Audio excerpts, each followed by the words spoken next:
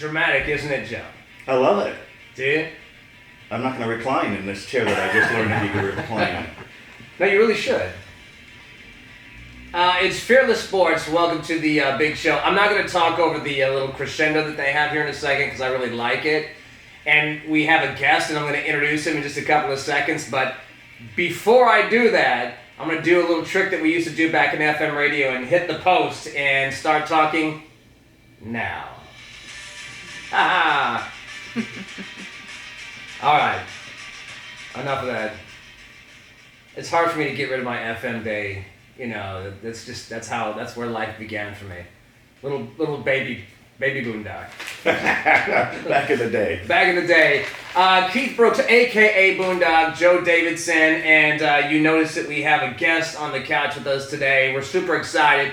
Todd Dunivant is on the show. He is the general manager of your Sacramento Republic FC.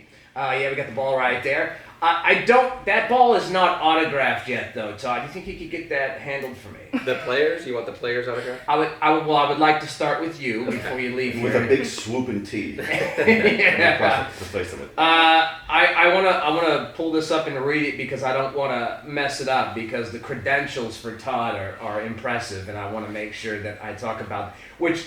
Here's the picture I have is Tom Brady with his 7. He got his ring this week, right? So he's got his 7 rings on. Isn't it awesome? And Todd, he's a diehard Tom Brady apologist and fan. Apologist, man. I apologize for him being so awesome. Todd Dunivant. All right. So you are retired from the MLS, Major League Soccer, for those of you who are just joining the rest of the world and aren't quite sure what's going on with soccer because you haven't quite gotten there just yet. Trust me. You will. Sacramento's there, right? I mean, you see, it's pretty packed out there at the stadium, right? It's huge. It's huge. I mean, this is a special place, and when you come to Sacramento, it has a different feel, a different vibe. Yeah. And when I first came, I was blown away at not just sports fans, jumping on board, but literally everybody, neighbors, people you wouldn't expect. They know about it, they love it, and they're following it. Well, you are used to winning, my friend. Played 13 years in Major League Soccer. It says here that you won 5 MLS Cup trophies. Are they making that up, or is that real? That is true. What up with that? He's approaching Tom Brady's status, man. Can you still play? Goat. Would you have to stretch for a while? I mean, do you have any game left in your I'm younger than Tom, so he's definitely... Everybody's younger than Tom, bro. Yeah. What is the it's a young man. Soccer's a young man's game, right? I mean, you guys got a bunch of young kids over there at the FC, right? It is, yeah. I mean, I retired when I was 35, and I was on the late side. I would have played forever if I could have, quite honestly. But eventually, your body breaks down, and you gotta move on. I feel like I have a little bit of familiarity with this because when I was in elementary school, I played soccer as well. There you go. So I just remember it being incredibly tiring. I had a little weight on me because I had a little baby chubby on me for a while, so I just remember huffing and puffing all the time. Dude, how on earth do you keep going forever? It seems like y'all just never take a break, man. At least in hockey, you switch lines, man. The ultimate endurance sport, isn't it? It is. I mean, you just go and go. And I played left defender, so left back. That actually, you run the most on the field in that position, so I chose poorly. It was the only way I could get on the field, though. I was always an attacker, and then usually what happens, almost every defender who plays professionally didn't start playing defense. They start up, the better players kind of playing the offense, their forwards, their midfielders. And then my sophomore year of college, the coach said, hey, I know you're an attacker, but guess what? We lost both of our outside backs to graduation. We need you back there. And I put my head down and thought, oh my God, it's a demotion. But it was the best thing that happened to me. In your role now, Todd, as an evaluator, I think if Keith and I saw hours of film of soccer guys, we'd say, well, they're all endurance. They're all running. What are you looking for? What jumps out when you're trying to evaluate a player to sign or acquire? Yeah, I mean, we have positional profiles for each of the guys, each of the spots on the field. We have a certain style of play that we want to be, and a certain tactics, but also our identity and who we are. And we represent Sacramento. We're indomitable. That's our identity, and we want players that exhibit that on the field. So we have a pretty detailed list of criteria. Ultimately, you're looking for good players, but you're looking for good teammates, guys that when times are tough, when there's adversity, which by the way is all the time in sports, that you can come through it and you can push forward. Those are the guys you want. What's the timeline? We've been talking about the Sac Republic going into the MLS for a long time now. Is that actually happening? And if so, what is the timeline on it? Yeah, we're working every day. I mean, we were, for those that don't know, we were in MLS, right? And granted a franchise, that didn't work out. Ownership at the time, backed out back at the end of February. So we've been working really hard for the last 3-4 months to, find a new lead investor to take us there. We've done a lot of good work and that continues. So, for us, it's an everyday thing. We've got our team now, we've got our fans now. That's not going anywhere, and we're looking to continue to push that forward. Todd, when that fell apart in February, as a competitor, as an inherent competitor, were you angry? Were you mad? Were you frustrated? All of those would be human. How did you handle that? As a leader of this franchise, how did you handle it, and how did your people handle it? Yeah, it was tough, right? It hit everybody by surprise. It hit MLS by surprise. It hit our fans by surprise. It hit us by surprise. And when something like that happens, you cannot have a better identity, a better foundation as a club than Dunivant. I mean, that is what it's all about. Things happen, adversity is going to strike. What do you do? How do you respond? And that's what we were made for. So we dusted ourselves off. Our owner, Kevin Nagel, stepped up immediately. He reaffirmed his commitment to this club, to this city, and that gave everybody a lot of confidence. That was sort of step one. And then from there, it was, hey, we're going to go after this, and we're gonna keep working at it. Sacramento's been through this before with the Kings, as we all know. Yeah. Multiple times, right? And we're going to keep going. Right. And there is, I think, Keith, in our media line of work, when you can get a city like this, you have the groundwork, you have the great fan base, you have great weather, you have all the pieces are there. You have a franchise that's on the cusp. It has fans. It's been a championship. And so now you just wait again. Is that right? How would you explain that? How do you get back into that loop again in Major League Soccer? Yeah, for us, I mean, our focus is very singular. We need to find a new lead investor to help take us there. Kevin has done such a great job with this team and with this club. Without him, we don't exist, period, right? And he continues to push it forward, doing so much behind the scenes that people don't get to see. I get to see it. But he genuinely cares about the team. We at the same time that all of this is going on and that we're working on bringing MLS here, usually he'll cut me off when I start talking about that, and he'll say, hey, what about Saturday? What's going on with our team? Are we gonna get a W? I mean, that's what he focuses on, because he loves the team. He's a competitor, and he wants to win. You were working with the San Francisco Deltas for a while as well, and it makes sense because you went to Cartels, where you went to college at? I went to Stanford. Oh, you went to Stanford. Yeah. Smart kid in the room. He's suddenly the smartest guy in the room. Yes, smartest guy in the entire room. What was it like to go? To a school like that and play sports? The knock for years for Ivy League schools and higher schools like the higher profile schools like that is that you couldn't get great athletes because you were going after academics and athletics kind of took a back seat. But what was it like going there? What was their commitment to sports and for you personally? What was the team like while you were part of that team? I mean, just so humbling. I mean, that's the best way to put it. You think you're the man, or you look next to you and there's an Olympian and there's a a laureate. I mean, it's just crazy, like the amount of talent, and that was what my favorite thing was the people, and that there was a humility there that was truly impressive. And I think everybody understood how excellent everybody around them was, so they were humble about it. And it was such a great experience for me. We had a great team. My best friends to this day came from that, and we still get together every year and are really close. So, an incredible experience. And talk about commitment to sports. I think Stanford, the Olympics are here. Stanford has 53 athletes competing in the games, which is crazy. I mean, that's a lot more than most countries. Yeah, that's true.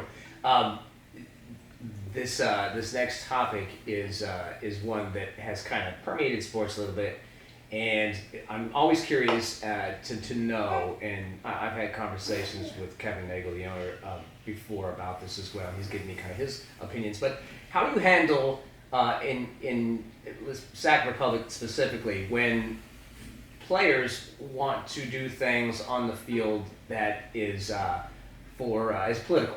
You know, there's social justice issues, political issues. How do you manage that? Because you don't want to squash somebody's creativity or keep them from talking. This is a free country to this day. But at the same time, you've got a fan base to look after as well. How do you manage that? Yeah, what you have to do is be honest with people. We support our players. At the end of the day, we give a lot of support to our players, and they're going to have views, and within the team, they're going to have different views. Yeah. And that's okay. And I think this last year and a half, we took that opportunity while things were happening to have dialogue and have discussion and let the team talk to each other about some of these things. I think a lot of people learned a lot of things about each other, which was really good. And that doesn't mean everybody's going to agree at the end of the day. But I was proud of our guys for being courageous to speak up and sometimes say things that weren't popular, sometimes say things that were difficult to talk about and kind of outside of their zone. But at the end of the day, we're there to play a sport, to win games, and to put on a good show for the fans. So I think there's a way to balance that, and it's certainly a needle to thread, and it's something that's gonna be part of sports. Yeah, it's probably gonna be part of sports for a while. Yeah, no, it will be. It's part of society. And you grew up in Colorado. Tell us what your parents did. When did you get into soccer? Did you envision being a Major League Soccer player? Were you a late bloomer? Tell us about your roots. How'd you get here? Yeah, so my dad was a fireman. Mom took care of us. She was a nurse before that. I had an older brother, 6 years older than me, older sister who was 5 years older than me. I think may or may not have been an accident. I'm pretty sure the answer. But it was, for me, we were just a competitive group. Like everything I did, whether it was like at dinner, trying to eat more than my brother, trying to, it didn't matter. Like everything was competition. And the only things, since he was so much bigger and stronger than me and better at sports than me, ping pong and foosball. Nice. Those were the two things that I could have over his head. And you would embrace that, didn't you? Oh, I was all about it. And I would win, and then he would just pound me. And but it made me tougher. So when did you realize, hey, I'm pretty good at soccer? Were you a young guy in high school? When did it really hit you that you could chase this? Yeah, I mean, I always wanted to be a pro athlete. There was no doubt in my mind. I wanted to have good grades. I knew that. I was like, all right, it's pretty hard to be a pro athlete, so if that doesn't work out, I better have a plan B. So that was kind of my dual track. Try and get good grades and be good at whatever that was. I loved to play basketball. I played tennis. So I had a lot of sports. We would always just play anything around the house. I think that's one thing that's super important. I didn't specialize until later in high school when I was actually forced to, and got cut from not cut from the basketball team, but sort of admonished for having to miss some games because I had some soccer games, and I said, look, at the end of the day, I'm not going to be 7 feet tall, and soccer's probably my future. So that was a tough day though, because I was in tears, and I was a freshman in high school and had to give up a sport that I quite honestly played a lot more than even soccer. So that was hard, but at the end of the day, I always wanted to be a pro athlete if I could, and I just tried to take it one step at a time. I wasn't one of those that at 16, we have a player in our team that's 16 is a pro. I couldn't have done that. I wasn't ready that soon. And, it was, for me, I had to take step by step. College was what I needed. And actually that move to defender is really when I started to catch people's eye. And after that season, heard that there was some interest from some of the MLS teams. And that was when I was like, all right, this is a real thing. Well, and Stanford's good on a resume too. So I think it was a little good bit. Yeah, a little bit. To have that on a starting point. When you talk about, and Keith and I have talked about this in previous shows, Sacramento is a king's town. and the Kings have been here with the NBA since 1985. I'm wearing a Milwaukee Bucks. I'm a champion of the small market. Front runner. Exactly. Says a Dodger fan. And I'm from LA, dummy. exactly. Is it important? Is it necessary that FC Republic, when it becomes MLS, has a good working relationship with the Kings? Are those two totally different entities? We kind of sometimes sense that the Kings would be a little threatened by a popular new entity in its town. Though I think Sacramento is certainly large enough, the whole metropolitan surrounding areas. I don't know how the 49ers work with San Jose, but I've been to Levi Stadium and I see there's cross promotion and things like that.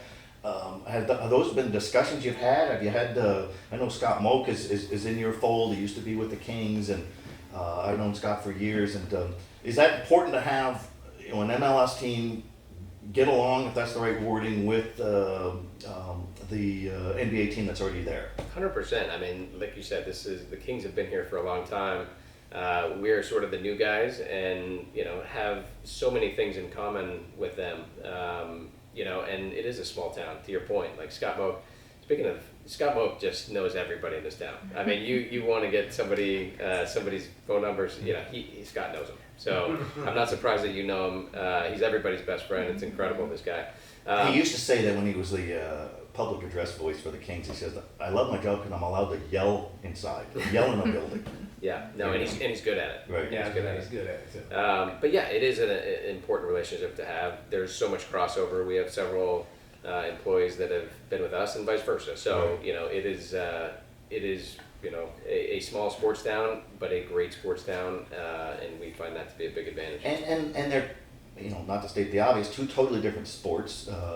And a lot of it's two different seasons. I need to so check there's your time. stats on it to make sure. Exactly. I'll go do some one, research. One is the hands are allowed and the other are not. But no, it is interesting. And I think there's enough. Here's the other thing. We all know this. If you put a winning product out, people are drawn to success. And whether it's front running or whatever, there's just a different appeal. We've known that forever. You've seen that. You've experienced that too. And then that's that's the fun intrigue with the future of FC Republic and MLS. We've already tasted what your franchise can do. Yeah, I mean, it is fun. It is fun to win, right? It doesn't matter what it is, whether it's eating contest with your brother or whatever it is. I mean, foosball. That is, that's what it's about. So that's what we love. That's why I love sports. I mean, why I like sports, it took me a while to figure this out. It's being part of a team. I mean, that's what I love. And so that's why I'm so lucky to do what I do now, because now I have a even bigger role, in shaping that team and those dynamics and what it takes to be a champion, what it takes to be successful, week in and week out, and what a good locker room's like, what a good staff is like, all those things. Like, I love it, and I'm lucky to be able to do it. Well, I'll tell you what, you were part of some championship teams, 5 to be exact. Todd Dunivant, our host. I'll make you the host. Well, he's on the couch. So yeah, he's actually he is kind of the host. Our guest today, and moving forward with the Sac Republic, we'd like to have you come on from time to time if you could, and just kind of keep us updated on everything, because we're Republic fans, and we're excited, man. We're excited that this team is continuing. I mean, I know you guys are doing great things. I know that the lower leagues that the Sac Republic is involved with, I know they did great things over the last few weeks or so. The younger kids. So if you could commit now while I got you on tape to come in now and then. You got it. Okay, perfect. There's always going to be a hazy IPA. Yeah, always have a couple of beers there for you. Be set. So we appreciate Todd Dunivant coming in. And coming up here in just a little bit, we'll get to the headlines, very latest sports, all of the hot topics. We'll address the elephant in the room with Joe and his ridiculous front-running T-shirt with the Milwaukee Bucks and their championship that they just pulled off. We'll do that in just a few minutes. Keep it right here. It's Fearless Sports. Lock it in. Hey, what's up? It's Boondock. I need you to check out Milestone. Milestone is by far the best place for brunch on the weekends or lunch during the week. Whether it's a consistently changing interpretation of fried chicken and waffles, or classics like fried green tomatoes, fish and chips, or probably the best damn selection of salads that you've ever seen. Seriously, take my word for it. Milestone is the community's gathering place for brunch, lunch, and dinner. And you should definitely check out the cocktail bar for the best Bloody Marys or Tiki Tuesday. Go check them out. Milestone, inside Town Center in El Dorado Hills. People might notice that the soccer ball is missing. Yeah. So our previous guest, the general manager of the FC Republic, Todd made Dunivant. off with it. Yeah, he did. He walked out with it. Well, you know what I mean? And I saw him kicking it to this car, so. That's right. He's taking it to get the whole team signed. By the way, we had a conversation with Todd Dunivant, who's the president and GM of the Sac Republic. He's actually going to bring a lot of the players in because he enjoyed his time here. So He's an interesting guy. He grows up in Colorado, goes to Stanford. Obviously, he's a bright guy because you have to have incredible grades to get in. I mean, do you? He plays, he has measured success, championship level in Major League Soccer, and now he's tasked with get MLS here. They got delayed. Ron Burkle bailed, a billionaire bailed out. So they got the challenge of trying to get it going, and it's on his shoulders. And I think it'll happen. I think it'll be great for this city. It'll happen. And this is a soccer region. People grow up playing it, and you get that new stadium when it does happen. It will be a boom for downtown, much like Golden One was for the Kings. And it will boom again now that COVID is, I think, behind us, and we don't have shutdowns and everything. But don't tell the Democrats. yeah, the MLS would be a big boost for this city. It would, and I think it will happen. West Coast is very soccer oriented because we have a lot of folks here from down south who are very good at soccer, and that's huge down in Mexico and South America. So I think we'll be just fine. Well, you were saying earlier you were that chubby little fat kid, and your parents said, "Get out there and run it off." I remember saying fat. I just said I had some extra weight on it, and I was a little I played right wing, odd, but I played that. I played that when I was in junior high. I had no idea what it meant, and I still don't know what it means. I just remember they just kept saying, "Just run!" Anyway. Speaking of run, actually that's not true, it makes no sense. We got our headlines right now with the beautiful and talented Chris, who is filling in for Camille. What's going on, Chris? What's going on, gentlemen? Thank you very much for having me today. Have you been called beautiful recently? Multiple times actually. You'd be surprised. Yeah, it's pretty impressive. So first topic is, for the first time in 50 years, the Milwaukee Bucks are NBA champions. Oh, I see the shirt. I see you repping it. It is, it's pretty awesome. I'm not gonna lie. So, more light over here, please. so a couple points for you guys. We're gonna talk about Giannis. Playoff career high, 50 points, 14 rebounds, 5 blocks. He took the victory over Phoenix with 105-98. Okay. Also, Giannis ties. Also, he ties Shaquille O'Neal as the only player in the NBA history with 3 40-point and 10 rebounds in a single NBA Final Series. His performance has also earned him the Bill Russell NBA Final MVP. Right? So my question for you guys is, can the Kings replicate the Bucks' success? Not in our lifetime, or hopefully in our lifetime. Well, we'll see. First of all, congratulations to the Milwaukee Bucks. I did not see that coming. I thought when the Suns went up 2-0, it was a wrap for them. I agree. I didn't see it coming, but hats off to Giannis, man, because the knock on him was great player. He might be the best player in the NBA, but he hasn't been able to get Milwaukee over. And I always was like, that's a dumb argument. Milwaukee is not like some powerhouse. If that dude were to win a championship, it would be because of him. And that would elevate him to probably the best, the biggest MVP in the league as we speak, with LeBron on the decline, and there's other guys coming up, but Giannis is probably the guy right now. What it does, Keith, is it really cements his legacy, at least right now, certainly a great player. Super great. The NBA has become when Kareem Abdul-Jabbar won that championship with the Milwaukee Bucks in 1971. Everybody drafted big men. Yep. It was a big man's league. And it was a big man's league when Shaquille O'Neal was doing those things in the early 2000s. And since Steph Curry and the Warriors, it's become a shooting league. And so how neat for an old purist to see that a big man, and Giannis, can still impact And he's a freak of nature. He's The Greek Freak, man. he can run the floor. He can block shots.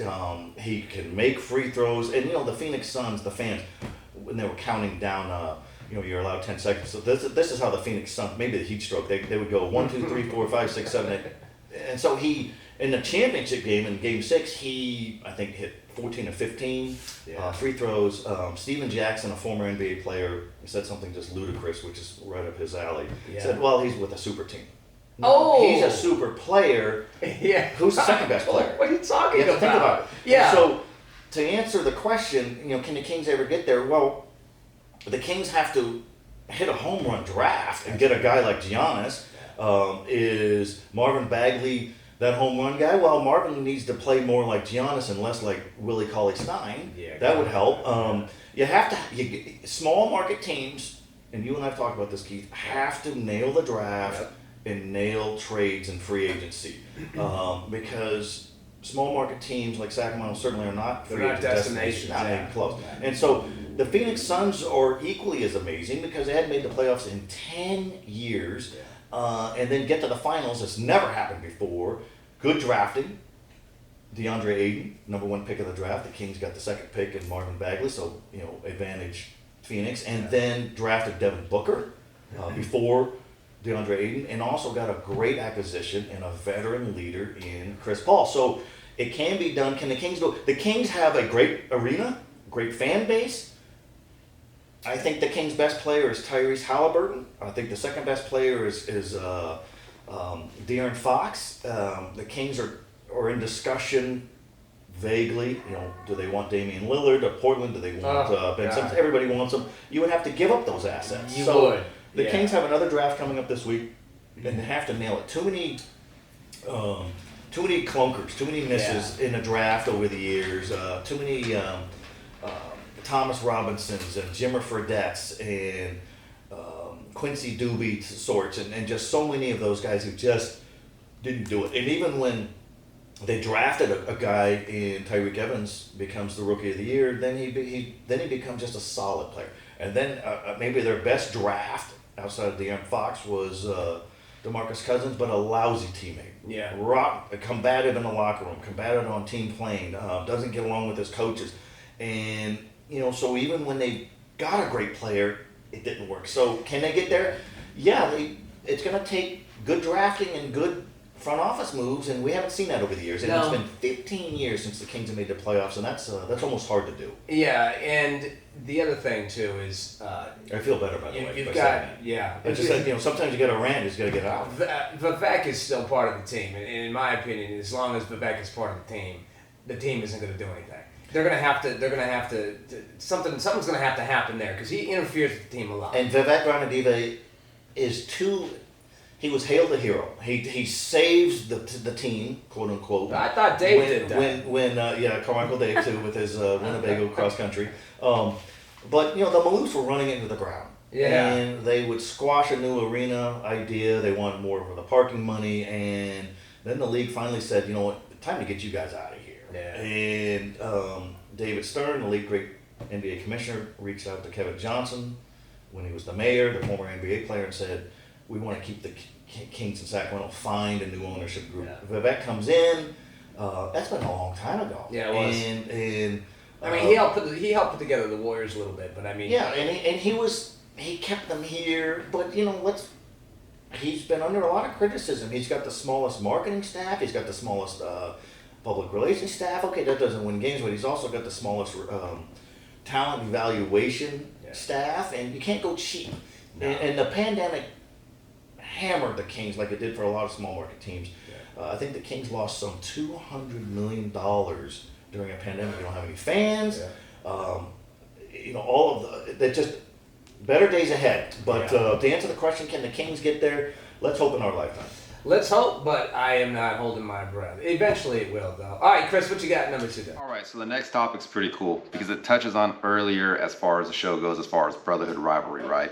So it was just announced on Monday that Peyton will team up with his younger brother Eli Manning on a new broadcast for 10 games each 10 seasons over 3 campaigns beginning in 2021. So it was announced from Monday Night Football Broadcasting. My question for this one is this the new show that will answer and will bring in the viewers after a year of COVID and political posturing? That's a good question. It's almost like I wrote that question myself. No, here's the thing with that. So I hated Peyton Manning when he played. It was mutual. You know, I know He it knew was. who you were. I know. And here's one of the reasons. Not just because of his clashes with Tom Brady, right? As Tom Brady usually got the best of him. But it was, I remember, I just thought he was kind of a glory hound, and I didn't buy the aw shucks crowd, right? And then I saw him play live maybe 4 or 5 times before I even saw my boyfriend play. So I was like, I don't understand what, and I remember watching him on the field, and you played football, right? And I played football, and I just remember watching him, and whether he threw a touchdown or he threw an interception, or no matter what he did, he would always come off the field, he would look at the coach, and he'd begin his analyzation, but he would never acknowledge his teammates. It was just a bizarre, and he has that big ass, gigantic head, and he just looks like he would have, if this were the Boondock Underground show, I would go off on him so much. With that said, I think he's awesome on TV. So I think, now, his brother, Eli, who is a mouth breather and drools all over himself, I don't know how that's going to work, but I'm kind of interested to see how it's going to go down. It's going to be interesting. I'm a Peyton Manning fan. I think he does have a reputation of being a terrific teammate, which is probably the best compliment you could get for any level of sport. Keith Brooks, as a young kid, as a fat kid to run around in soccer in Los Angeles, was not known as a good teammate, apparently. So, and so we do know that Peyton Manning has personality, and he's funny. Eli Manning, I'm not sure he's got a lot of personality, and so I think one's going to carry the other. Some of the programming that Peyton Manning does on the ESPN Plus, he's funny as an interviewer. He's engaging. Yeah, he's got a big head. I mean, he's won a lot, and I saw him in Super Bowl 50. He was down in Santa Clara at Levi Stadium, so it was a fun game to see. And they won that Super Bowl. He was awful in that game. Well, he was done. His career was ending, which still kind of cements his greatness. Much like Elway, won 2 Super Bowls at the end of his career. He wasn't the best player. So that was. I think to answer the question, I think it's going to be worth watching. It'll be fun. It's better than. I'll take a Manning and a brother over Booger McFarland and his cliches of at the end of the day and I have some friends who know Eli Manning, and I don't want anything to do with Eli for obvious reasons. Mr. Chuck the ball down the field and hope for the best and catch it on the helmet, man. But whatever though, and that's his journey, bro. So I have heard that he's actually very funny, and he's got a lot of personality. I've heard that too, and then there are some clips where he's pretty animated and he's funny. And Peyton Manning seemed to handle the pressure of greatness really well. Yeah, he did. Always good with the media. Always in defeat. I think we've all learned, what kind of character does somebody have in defeat? And Peyton Manning was terrific. He was. Eli Manning always had this pained expression of petulance. And, he did. He always did. He's got lower intestinal distress, and he just looks so pained. And he didn't want to. The San Diego Chargers drafted him #1. He didn't want to. His daddy stood up for him. And it's just that was just kind of. But for both of them, they both won 2 Super Bowls, so it's not like, poor Eli's gonna whimper during the holidays when they had the family gathering. And I wanted to talk to Archie. I interviewed Archie at the Super Bowl, and I wanted to ask him about the San Diego Charger and not letting his kid, holding out for the New York. I wanted to get in his face so much about that, but damn, Archie Manning is such a nice guy. And I was like, damn it, I want to hate you so bad. And last on the Manning, so there's another Manning coming through the pipe. One of the nation's one of the top high school recruits in America is a kid named Arch Manning, grandson of Archie. Wow. The son of... Is it Cooper? Not Cooper. It's Cooper's son, I think. Is it? And his kid's 6'4", does everything. He's in Louisiana. You don't think he doesn't have all the pressure in the world. Wow. But he's apparently just poised and he taps in to his uncles. Yeah. What do you say? And This guy's got, but he's Lineage. got all the pressure in the world on him. He He's does. Not, I don't think he's committed yet. It might be LSU, but you know, I think he's going to be able to handle it. But what a nice compliment to Archie. Yeah. Well, we won't name him Archie. Who named this kid Archie? That's Well, even we'll a just cooler shorten it name a little bit. anyway. Arch Manning, and his uncles are Eli and Peyton. Yeah, that's some good lineage right there. Yeah, All right, what do we got? Number 3. All right, so the next topic we're going to talk about, we've actually talked about this player before on this channel. If you guys follow the channel, it's an awesome channel. We're going to talk about the Green Bay Packers and Aaron Rodgers. Aaron Rodgers just declined a 2-year contract extension this offseason that would have made him the highest paid player in football, according to the ESPN Adam Schefter, right? So Rodgers has spent 16 seasons with the Packers. He's won 3 league MVPs awards as well as a Super Bowl title. The 37-year-old is set to earn $21.5 million in 2021 after signing a 4-year, $134 million extension with the Packers in 2018. My question is, will Aaron Rodgers start the year with the Green Bay? I'm going to say he will start the season on the roster with the Green Bay Packers. I don't know if he'll ever take the field again because unless they can figure, I don't think it isn't a money thing with him. I think he just wants out of Green Bay. Right. And so that's why you're, you know, I mean, we're friends. I could tell you, I could be playing here. Yeah, you can't. That what you just said, that's a wash. Yeah. He won't be there.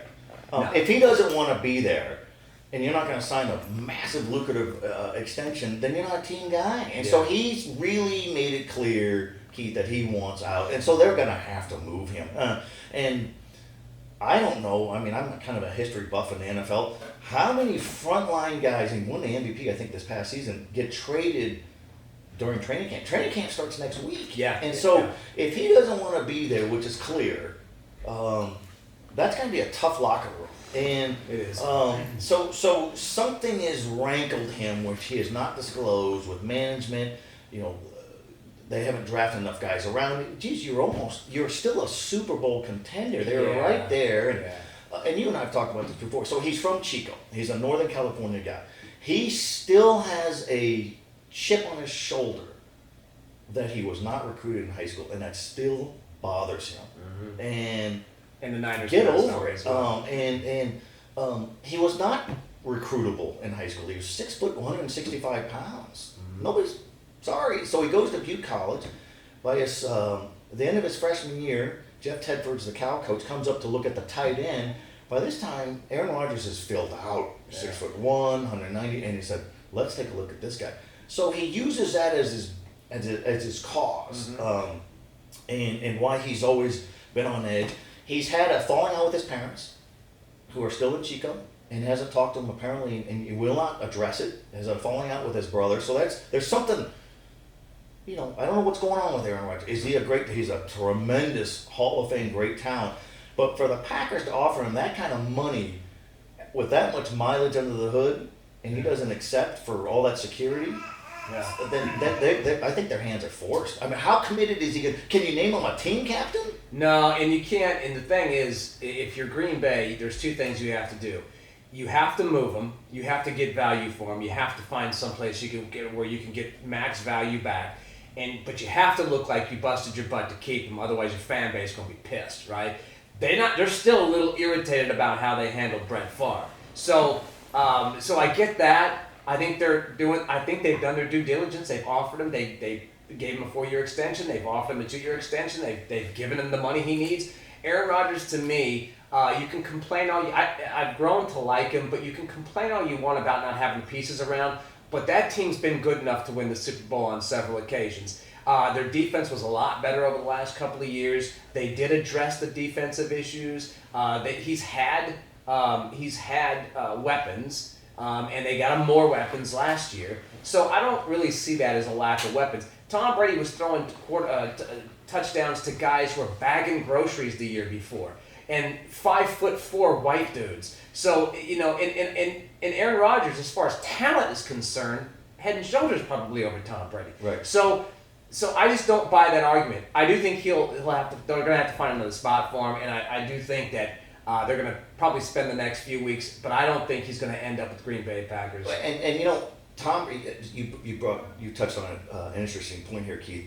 is we could all appreciate and admire the greatness of Aaron Rodgers. What a player, what a cannon arm, what a champion, an MVP. But that's not the kind of leader and captain that I want. And when his legacy, all-time great quarterbacks, we're all big on that. He's not going to make the cut because of this kind of stuff. No, that's too bad too, because his talent is his talent alone puts him on the. But how many draft picks will it take him? Somebody's going to have to mortgage 3 first-round picks and a start but he could take somebody because he could put another team. If Tom Brady can do it, then we know that Aaron Rodgers can do it. You get him to a team that's just on the cusp. Put him right over the top. If I'm San Francisco, I'd give him a few they're probably draft picks. Well, now that they have Trey Lance and they're impressed with him, but maybe the Denver Broncos, maybe maybe the Raiders, a team that seems right there on the cusp of just needing an over-the-top guy. I can't see the Raiders doing. We're not general managers. We don't know that stuff, but there's a lot of general managers out there saying, let's grab him. Yeah, and can you imagine if he played in Denver and throw that ball? He could throw it 100 miles. In that high altitude? Yeah, the high altitude. Like, probably throw the ball over that mountain. All right, what's your last headline there, Chris? All right, so our last headline, we're going to go to baseball. We're going to talk about Oakland. Because on Tuesday, the Oakland City Council just approved preliminary terms for a new $12 billion waterfront ballpark project. And the A's aren't happy about it, right? So the A's are the last professional franchise to remain into Oakland after the NBA Golden State Warriors relocated to San Francisco and the NFL Raiders to Las Vegas. My question to you is, where will the A's be in 2023? Not in Oakland. They're not going to be in Oakland. I don't see it happening. That price tag is stunning. Not to interrupt you, Keith, but the Oakland was a great sports town in the 1970s. You had the Warriors winning the NBA championship in 1975 with Rick Barry. You had 3 straight World Series with Reggie Jackson and Joe Rudy and all those great teams. Raleigh Fingers. And Raleigh Fingers and Catfish Hunter and Vita Blue. And then the Warriors win those championships with Steph Curry, and the Raiders had a 1976 Super Bowl and 1980. And the city has no money, and they keep losing these efforts to get a new stadium. The A's play in the worst relic facility in all of baseball, and the Raiders did too. Why did the Raiders leave? Because they're not loyal? No, because they went to a place that gave them a new arena, a new stadium. And that's what's going to happen here. And it's unfortunate. It's a great city. It's a great sports fan base. But when you can't keep the Raiders, you can't keep the Warriors. Well, the Warriors are still in San Francisco, but that's not Oakland. Yeah. Oakland people are going to go across the bay, I don't think. Unfortunately, I think the A's are going to be on the move, probably in Las Vegas. And Rob Manfred, the Major League Baseball commissioner, is kind of given the blessing and said, go look around. It's crazy. And it's not going to happen in Sacramento. We could end that right now. No, Sacramento's not going to get that team. And it would be nice to see an Oakland stadium. What would maybe where would they even put it? On the waterfront out there in Jack London, right? Or something. And it would be nice, and I would love to see him stay. I'm an A's fan. I like watching the A's in Oakland. I don't even mind the stadium. Hagenberger can get a little, dicey at night, but I've never been, But you don't mind the stadium because that's what you're used to. Yeah. But if you were to go to other venues, Dodger Stadium or Dodger Stadium's a dump too. but there's energy. There is. But some of these newer stadiums are people used to say, what's wrong with exactly? Yeah. And but Candlestick was great. Yeah, until you move into a true. And much like Arc Arena, there's nothing wrong with Arc Arena. Then you get into Golden One. Oh my goodness, we went from a Chevy Nova, burning oil, to a Lamborghini. We'll wrap up the headlines with that. But I don't see Oakland being in Oakland. I don't see the A's being in Oakland in the next couple of years. I think it'll probably be Vegas. And how stunning is that? That'd be crazy, man. Vegas. No pro league was ever going to touch Vegas because of the gambling. You don't want gambling in your pro city. You don't want players involved around it. Well, now they have the Raiders. Yeah. They have the Golden Knights, That's right. NHL. That's right. And they're seemingly close to getting maybe the A's. And they'll probably how's get that an for NBA team at transportation? some point Probably. too. They Because got summer leagues. They got the summer leagues there, and those summer leagues, having, I'm sure you've been there covering those, and I've been there covering those. Those are well attended, and people really like it. And UNLV gets a big fan base out there. So And it's the ultimate tourist city. it really is, man. And think about this: if you're a guy, which I know it's hard for us to kind of put ourselves in that light, but if we were guys, and we were like, hey, get the guys together, let's go down, we'll go to Vegas, we'll go catch a Raider game. It's a cheap flight. Yeah, it's a cheap flight. And that's what's going to happen. There's a lot of that. And so no, it's a shame. They just can't. And people will also argue, Keith. Well, why put a $12 billion stadium? We've got homeless issues. We've got this. It doesn't work that way. You don't earmark money and say, well, we're gonna. I mean, that's actually what you do. Is you earmark money for here or there. We heard the same thing about Golden One. Why don't they clean up the streets? And all that? Two separate issues. It is. It's two separate hard to issues. explain. Okay, so we wrapped up the headlines there. We only got a few minutes left on the show. I want to remind people you can go to the Podcast Lounge LLC. That's our YouTube channel. You can watch all these shows here. You can also listen to the show on Spotify and Apple Podcast. It's Boondock Underground. You'll see the shows are there for audio only, and then the video is the Podcast Lounge LLC on YouTube. Make sure you check that out. We appreciate you. We appreciate our sponsors. We're here in Town Center in El Dorado Hills. Town Center is coming on as a sponsor. We've got a few other sponsors that are sitting on the doorstep ready to come in. So that's exciting. If you get a call from Megan, take that call. Yeah. Or an email. I take them usually. I take them 50% of the time. Usually it's this. Oh, okay. Or I'm rolling my eyes. I can't do I'm talking to the this. sponsors. Like if you see Megan. Oh, you mean? Yeah, with the sponsors. Take a call. Yeah, take them from Megan. I just can't always do it because she talks. She talks a lot. You know what I mean? And I've got 3 ex-wives. I can't do it. I can't just. And I got a daughter. I can't do this all the time. I gotta have me time. Seriously. All right, so let's wrap it up with something that's a little more serious, but is kind of a tragic story, but has actually got a very cool ending, and that is the story of Drew Robinson, who was a River Cats player, played in the major leagues for a while, and then now is kind of on special assignment for the San Francisco Giants. You know the story because I believe you've interviewed him. So why don't you tell us about Drew Robinson real quick? Drew Robinson was one of the most moving stories and experiences I've done in all my years at Sacramento Bee. He grew up in Las Vegas. He was a baseball prodigy, same class as Bryce Harper, same city. Wow. And he's a 4th round draft pick with the Texas Rangers. He played 100 major league games, 25 of them in left field and 20 in center field and a handful at second base and shortstop. The guy is very talented. He struggled to hit major league pitching, and it wore on him. And we got life is good. You got a beautiful girlfriend. You got you're healthy. You got a good contract. You got family that cares. It weighed on him, which it probably does to a lot of people. A lot of high school kids and college kids, take that pressure on. I can't succeed. And so he started feeling dark thoughts, and he was not able to express it. So in April of 2020, he was in his home in Las Vegas, and he ponders this, and he considers this, and he takes a pistol, and I'm going to end my life. And he writes a suicide note to his family.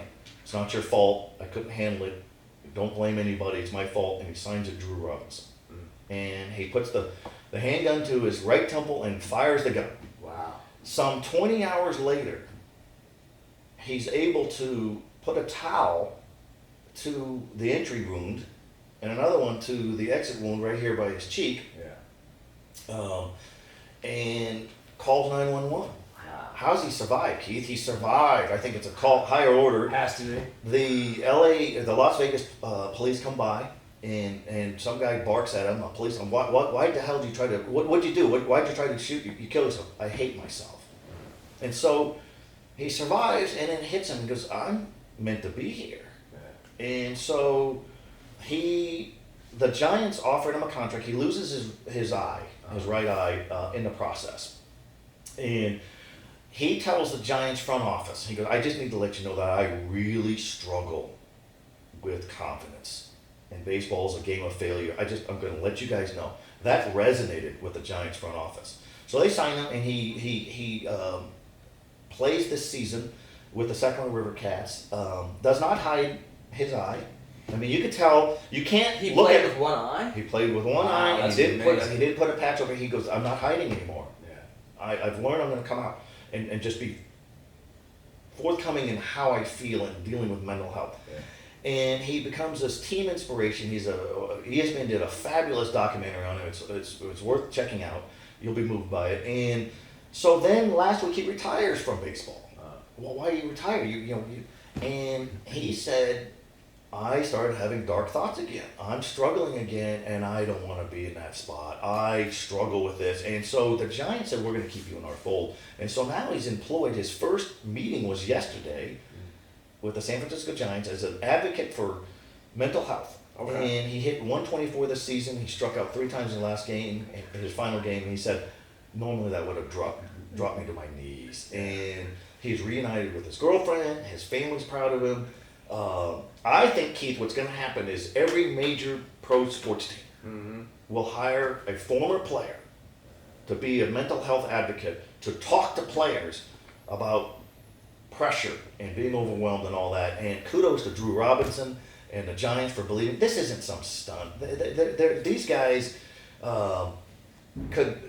these guys do go through this, and we see it probably in the NBA, and sometimes they turn to drinking or drugs or something to cope. And so having guys like Drew is going to be good. So kudos to Drew. Yeah. I'm a believer in him, and he said, I'm not going to hide anything. I've got scars in my heart and my soul, and I got a scar here and here, and so good for him. I think that's awesome. Fascinating. Yeah, because it's pro sports. You get put up on a pedestal, and it starts really at a young age.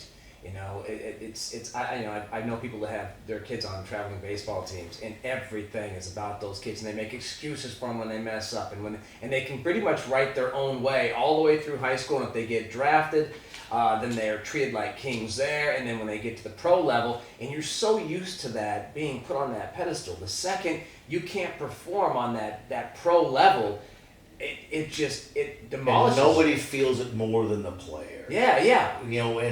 And we think about a Marvin Bagley. He's got all this money. He's probably miserable sometimes because he hasn't lived up to his expectations. And that happens a lot. Ryan Leaf, and they get overwhelmed, and sometimes you lose them. And we think about guys like a Peyton Manning, and a Tom Brady, and an Aaron Rodgers. They've been great forever. Actually, Peyton was in high school. Tom Brady was not. And so they grow to develop in that. But I think we all fantasize and dream. Wouldn't it be awesome to be a pro athlete? Yeah, but there is some drawbacks, obviously, and there's a lot of pressure. Measure up. I mean, Billy Beane was a guy who was like one of the a first round draft pick, was supposed to be the next. I remember when he came out into the league. He came into the league with the Mets, and I thought he was going to be the greatest. I mean, it was like the guy that was going to save the Mets and all this other stuff, and he just was.